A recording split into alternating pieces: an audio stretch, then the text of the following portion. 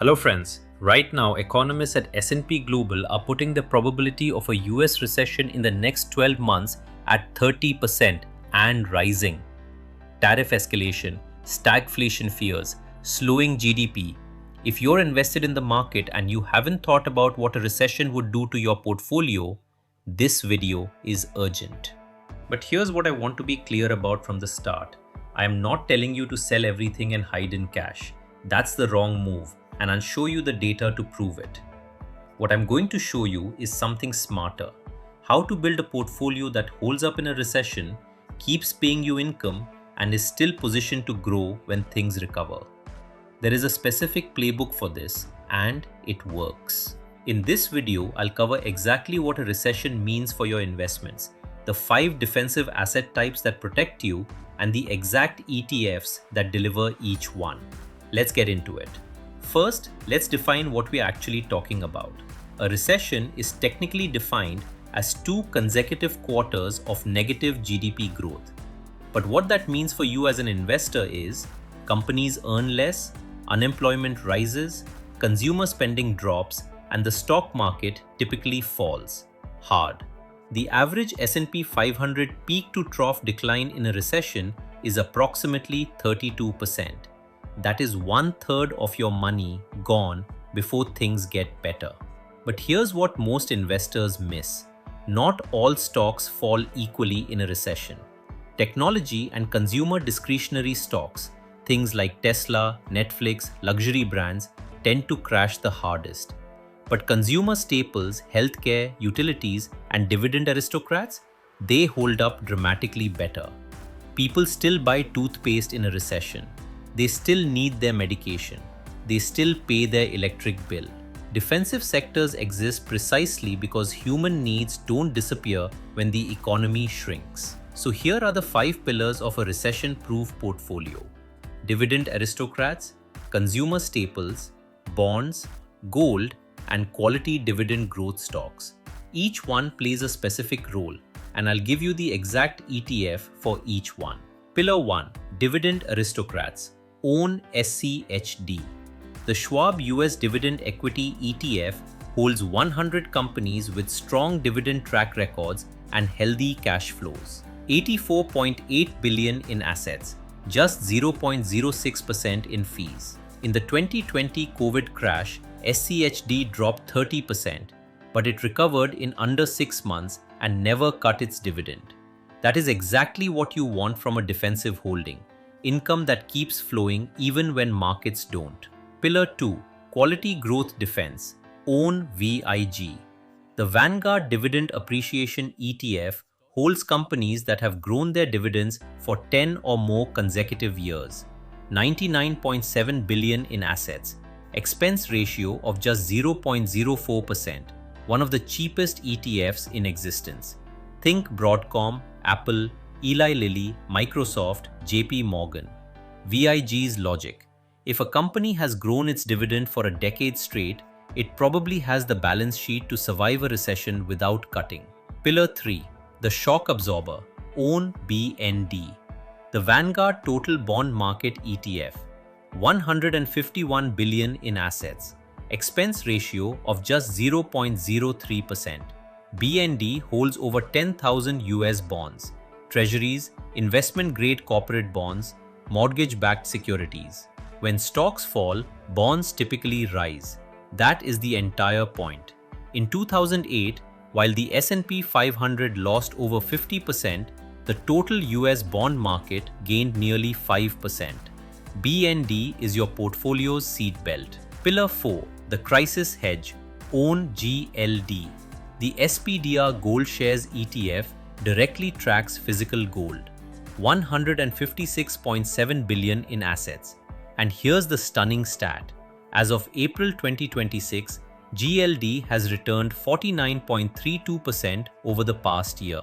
While the broader market faces recession fears, tariff chaos, and geopolitical tension, gold has been the best performing major asset class. People flee to gold in crises. Always have, always will. Pillar 5. The People Always Eat Play. Own XLP. The Consumer Staples Select Sector SPDR ETF. 15.3 billion in assets, expense ratio 0.08%. XLP holds Walmart, Costco, Procter & Gamble, Coca-Cola, PepsiCo. Think about it. In 2008, in 2020, even in the Great Depression, people still bought groceries, shampoo, and cigarettes. Consumer staples is the most recession-resistant sector in the entire US economy. Year to date in 2026, while VOO is down, XLP is up over 6%. Now, let's put this in context. The US has experienced 12 official recessions since World War II. The average duration, about 10 months. The average S&P 500 peak to trough loss, approximately 32%. But here's the critical counterpoint. The S&P 500 has recovered to new all-time highs after every single one. Every single one. The investors who panicked and sold, they locked in losses and missed the recovery. The investors who held quality defensive positions, they got paid income throughout and captured the full recovery. The specific risk in 2026 is stagflation, a rare and nasty combination of high inflation and slow growth.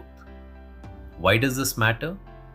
Because in normal recessions, the Fed cuts interest rates to stimulate growth, which helps bonds and growth stocks recover. But in stagflation, the Fed can't easily cut because inflation is still too high. That's exactly why gold and consumer staples become even more important than bonds in a stagflation scenario. They don't depend on rate cuts to perform. Here's a model allocation that balances protection with long-term growth. 35% SCHD, your core dividend income. 25% VIG, quality dividend growth. 20% BND, your shock absorber. 10% GLD, your crisis hedge. 10% XLP, your consumer staples floor. This is not a fear portfolio. This is a resilient portfolio that keeps growing in good times and holds up in bad ones. Let's run the income math on a $100,000 version of this portfolio.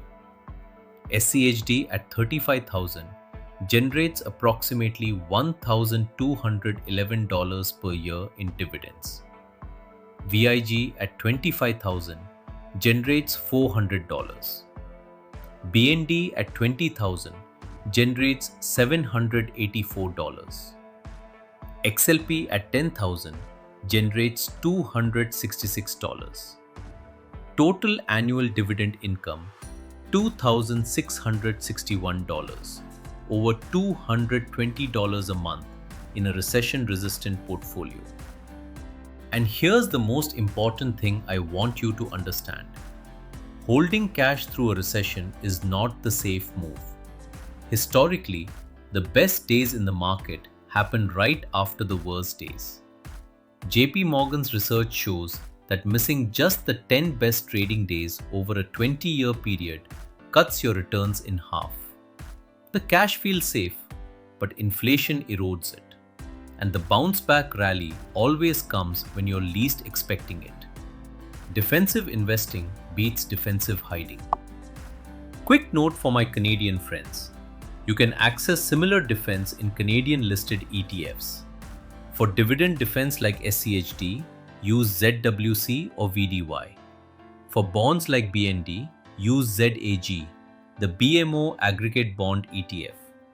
For gold like GLD, use MNT, the Royal Canadian Mint's Gold ETF, which has no US withholding tax and trades on the TSX. All of these work perfectly inside a TFSA or RRSP. Which brings me to the biggest misconception about recession investing. I hear people say, I'll just wait for the recession to officially start and then I'll buy SCHD and gold. Here is the problem with that logic. The market is forward-looking. By the time the National Bureau of Economic Research officially declares a recession, the market has already crashed and defensive assets have already spiked in price. The smart money moves before the economic data breaks. More at the year 2000 dot-com crash. If you waited until the recession was officially announced in 2001, you had already lost half your tech portfolio, while consumer staples and dividend value stocks were already up. You have to build the roof before it rains. That is what this 10 to 15% defensive allocation does. It is your umbrella, already open and waiting. Mistake 1. Panic selling your entire portfolio. This is the most expensive mistake in investing. Vanguard research shows that investors who sold during the 2020 crash and waited to re-enter missed an average of 23% in gains in the recovery before they got back in. You cannot time the bottom. Staying invested in quality defensive assets is always better than market timing. Mistake 2. Going 100% into bonds or cash. Yes, BND is a stabilizer, but it returned just 0.3% annualized over the last 5 years. If you put everything into bonds, you protect against short-term loss, but guarantee long-term underperformance. The goal is balance. Enough defense to sleep at night, enough offense to grow your wealth over the decade. Mistake 3. Going all in on gold because it's up 49%. Gold is a crisis hedge, meaning it does best precisely when everything is scary. When the economy recovers, gold often underperforms stocks for years. It belongs in your portfolio as a 10 to 15% position max, not your entire strategy. Use it as insurance, not as a growth engine. Here's your recession-proof blueprint.